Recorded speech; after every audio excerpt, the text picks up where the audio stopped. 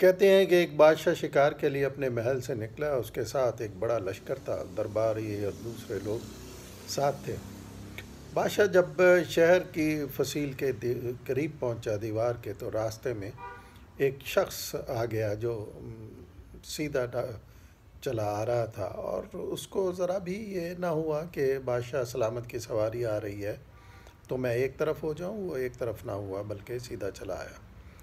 اتفاق سے وہ جو شخص تھا اس کی ایک آنکھ تھی، تو بادشاہ نے اس کو بدشگونی جانا اور چلایا، وہ چیخا، اور اس نے اپنے ساتھ چلنے والے جو سپاہی تھے انہیں کہا کہ اس کو ستون کے ساتھ باندھ دیا جائے اور میں واپس آ کے اس کا فیصلہ کروں گا۔ جیسے میں نے بتایا، بادشاہ نے اس کو بدشگونی شمار کیا۔ بادشاہ سلام چلے گئے شکار کے لیے۔ شکار غیر معمولی ہوا۔ ماضی میں بادشاہ سلامت اتنا شکار کبھی نہ کھیل سکے۔ واپسی پہ چھکڑا بیل گاڑی ہوگی تو اس پہ شکار لدا ہوا تھا۔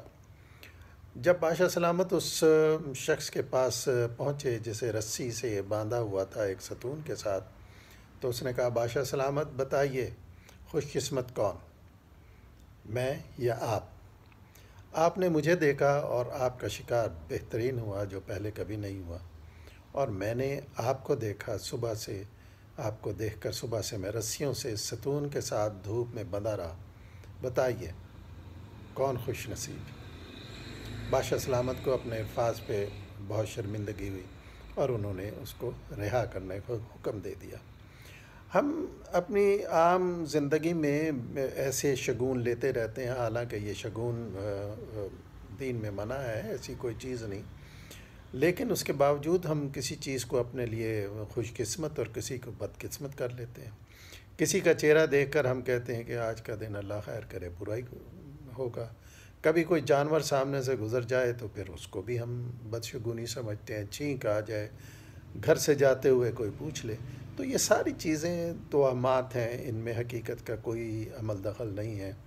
اس طرح اگر خوش قسمتی اور بد قسمتی ہونے لگے تو پھر لوگ خوش قسمت جن چیزوں کو سمجھتے ہیں انہیں ہی ہمیشہ اپنے سامنے رکھیں۔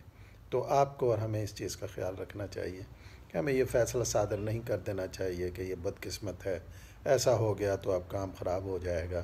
ایسا نہیں ہے، پروردگار مالک ہے، جو کچھ ہوتا ہے اس کے حکم سے ہی ہوتا ہے۔